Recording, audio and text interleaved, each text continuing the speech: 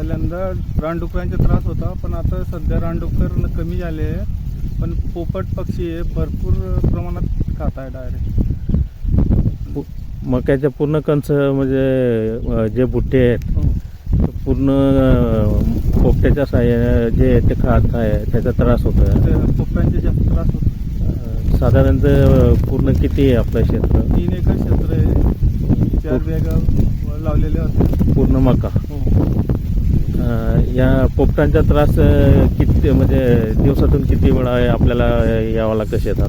दिवसभर राहावं लागतं, पण सकाळी आणि संध्याकाळी जास्त त्रास आहे त्यांचा. जास्त त्रास आहे. 2-2 माणसांवर पण आवरले जात नाही. त्यासाठी काय उपाययोजना करताय आपण? गोपन वगैरे काय ते बारच्या उपयोग करतो, सुतळी बॉम्ब, तरी पण जात नाही. इकडे आले की तिकडे बसतात. अच्छा.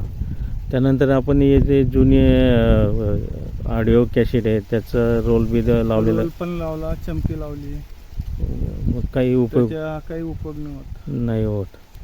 पावले तयार केले. अच्छा. आतापर्यंत किती खर्च लागलाय आपल्याला? आतापर्यंत 60-61 रुपये लागून गेले. खर्च लागलेला आहे. आणि आता हा जो त्रास आहे याच्यापासून काय उत्पन्न येईल का? उत्पन्न म्हणजे डायरेक्ट 60% कामातून गेला. डायरेक्ट 40% येईल तर येईल, तो पण नाही येणार कारण चालूच आहे. चालू आहे. म्हणजे त्याला भाव मिळतो काय मिळतो? ते तर पुढे जे पण सध्या आता जे आहे ते पण गेलं. आता फक्त 4च शिल्लक राहील असं वाटतंय आम्हाला. उत्पन्न काही येणार नाही. काही येणार नाही. अच्छा. काय नाव आहे दादा आपलं? सुवर्ण सिंगप्रताप सिंग पाटील, मुक्काम पोस्ट विरवाडे.